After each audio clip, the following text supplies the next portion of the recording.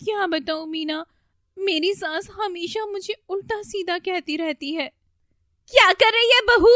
बर्तनों को क्या फोड़ डालेगी? आप ही तो कहती थी राक्षसनी हूँ, राक्षसनी हूँ। अब मैं राक्षसनी हूँ, मुझसे ज्यादा मत बोलना, समझी? अरे बहू, ओ बहू रानी, कहाँ मर गई? जल्दी से मेरे लिए खाना लेकर आ, बहुत तेज भूख लगी है। हाँ माँ जी, अभी लेकर आती हूँ, बस थोड़ा सा रह गया है। हे भगवान, तुझे कितनी बार कहा है जल्दी उठाकर, पर तुझे सुना ही नहीं देता। अब क्या मैं भूखी मरूं? तभी वहां पर पड़ोसन की सीमा आ गई। क्या हुआ बहन जी, इतना परेशान क्यों लग रही हो? अरे सीमा, तुझे क्या बताऊं, ये मेरी बहू नहीं, पूरी राक्षसनी है, राक्षसनी। अजी बहन जी, बहू है, कभी कभार तो देर हो ही जाती है। अरे यह कभी कभार वाला नहीं, ये तो रोज का इसका ड्रामा हो चुका है। वहीं रसोई से शिखा यह सब सुन रही होती है। इसके बाद शिखा खाना लेकर आती है।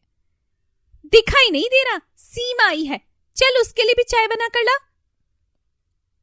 अरे नहीं नहीं बहू, चाय की जरूरत नहीं है, अच्छा मैं चलती हूं।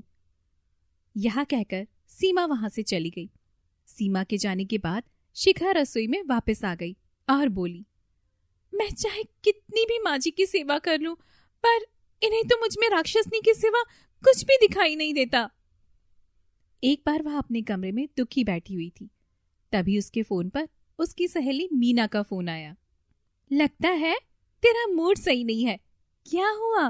क्या बताऊं मीना, मेरी सास हमेशा मुझे उल्टा सीधा कहती रहती है। अरे ऐसे कैसे, क्या हो गया, पूरी बात बता।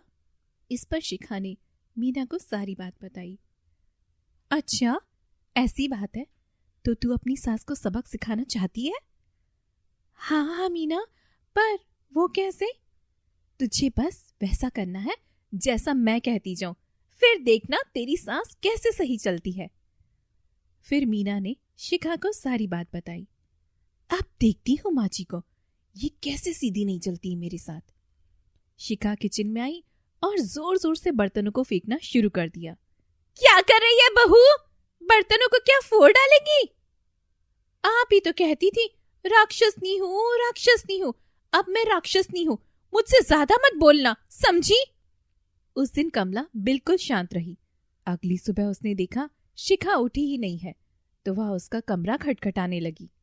अरे बहू रानी, सुबह हो गई, उठ जाओ। लगभग दोपहर के 12 बजे थे। तभी शिखा उठकर आई। यह कोई उठने का समय है बहू रानी?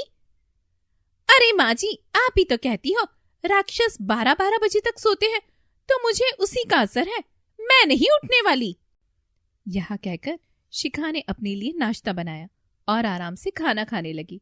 इस पर कमला ने शिखा से कहा, मेरे लिए कुछ नहीं बनाया? क्यों बनाऊं? आपके क्या हाथ पैर नहीं है? खुद बनाओ जाकर।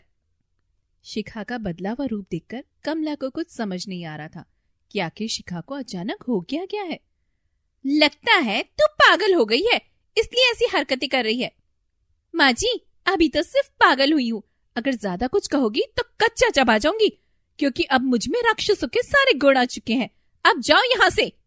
अपनी बहू की ऐसी बातें सुनकर कमला बुरी तरह घबरा गई और वो अपनी पड़ोसन सीमा के पास गई। लगता है कमला, तेरी बहू पर सच में किसी राक्षस का साया पड़ गया है, इसलिए वो ऐसी हरकतें कर रही है। हाँ सीमा, सही कह रही है तू तो। एक काम कर कमला, तू ना किसी तांत्रिक को बुला ले, अब वही तेरी बहू को सही कर पाएगा। क्या कह रही है सीमा? पर अगर मेरी बेटी को पता लग गया तो? तेरी बेटी को कुछ भी पता नहीं लगने वाला, तू बुला ले बस। यह सुनकर कमला एक तांत्रिक के पास गई और वहां जाकर उसे सारी बात बताई। अच्छा ऐसी बात है, तो मैं कल सुबह आऊंगा, तेरी बहू के ऊपर से उस राक्षस को ले जाऊंगा। अब मैं जो जो सामान बताता हूँ वो मंगा लेना। ठीक है बाबा जी, मैं सारा सामान मंगवा लूंगी। इसके बाद कमला सारा सामान लेकर घर आ गई और उसने देखा शिखा आराम से सो रही थी। मैं तो ऐसे ही कहा करती थी, मुझे क्या पता था सच में इसमें राक्षसनी आ जाएगी। इसके बाद कमला धीरे से घर का सारा काम कर लेती है, जिससे शिखा की आंख न खुले। शिखा जब उठी तो उसने देखा घर का सारा काम हो चुका था और कमला चारपाई पर पड़ी हुई दर्द से कराह रही थी। हे राम, मेरे घुटने में बड़ा ही दर्द हो रहा है। आज तो सारा काम मुझे ही करना पड़ा। वहीं शिखा मन ही मन बहुत खुश हो रही थी। अगली सुबह कमला ने जल्दी से घर का काम खत्म करके पूजा का सामान लगा दिया। ये क्या हो रहा है माँ जी? अरे कुछ नहीं बहू, तू बस यहाँ क्या कर रही है? जाओ अपने कमरे में जाओ। क्यों जाऊं? ये अब क्या नौटंकी कर रही हो? कोई पूजा हो रही है क्या घर में? मेरे रहते हुए यहाँ पर कोई पूजा नहीं होगी। यह कहकर शिखा ने पूजा के सामान को फेंकना शुरू कर दिया, जिससे कमला बहुत ज्यादा घबरा गई और बोली, अरे बहू, तू ये क्या कर रही है? ये बहुत महंगा सामान है। तो क्या करूं? अभी तुझे भी उठाकर फेंक दूंगी। चली जा यहां से। यह सुनकर कमला घबरा गई। तभी वहां पर तांत्रिक आ गया। क्या हुआ? आप इतना घबराई हुई क्यों हैं? तांत्रिक बाबा, मेरी बहू पर सच में राक्षस का साया है। आप जल्दी से उसे बचा लीजिए, वरना वो मुझे मार डालेगी। चिंता मत कीजिए, मैं आ गया हूँ। अब आपकी बहू सही हो जाएगी। इसके बाद तांत्रिक ने पूजा पाठ करना शुरू कर दिया। पूजा शुरू होते ही शिखा वहां पर आकर बैठ गई और जोर जोर से चिल्लाने लगी। कौन है तू और क्यों आई है यहाँ? मैं राक्षसनी हूँ। मुझे इसकी सास ने बुलाया है, इसलिए यहाँ आई हूँ। क्या? मैंने नहीं बुलाया? मैं भला क्यों बुलाऊंगी? अरे, तू ही तो अपनी बहू को राक्षसनी राक्षसनी कहकर बुलाया करती थी, इसलिए मैं आ गई। मुझसे गलती हो गई, मुझे माफ कर दो। मेरी बहू को छोड़कर चली जाओ यहाँ से। तुझे पहले वादा करना पड़ेगा कि तू अपनी बहू को अब कभी भी नहीं सताएगी। हाँ हाँ हाँ, मैं वादा करती हूँ, आज के बाद मैं अपनी बहू को कुछ भी नहीं कहूंगी। अगर तूने ऐसा नहीं किया तो मैं वापस आ जाऊंगी। नहीं नहीं नहीं, मैं आज के बाद तुम्हारा नाम कभी भी नहीं लूंगी। मेरी बहू को छोड़ दो। ठीक है, तो फिर मैं जाती हूँ यहाँ से। यहाँ कहकर शिखा बेहोश होने का नाटक करती है। इसके बाद तांत्रिक उसके ऊपर गंगा जल डालता है और शिखा को होश आ जाता है। अच्छा, अब आपकी बहू ठीक हो गई है, मैं चलता हूँ। यह कहकर तांत्रिक वहां से चला गया। बहू, तू सही तो है ना? हाँ माँ जी, मैं ठीक हूँ, पर मुझे क्या हो गया? अरे अरे कुछ नहीं बहू, बस मेरी ही गलती थी। आज के बाद मैं तुझसे कभी कुछ भी नहीं कहूंगी।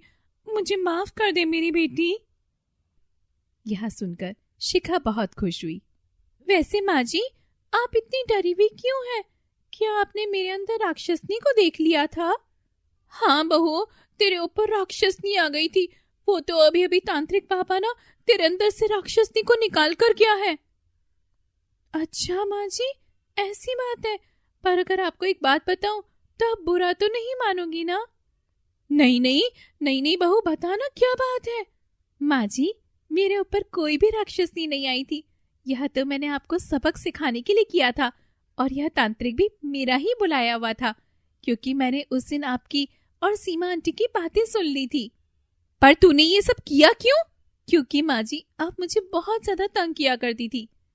यह सुनकर कमला को सब समझ आ गया और उसे अपनी गलती का एहसास हुआ।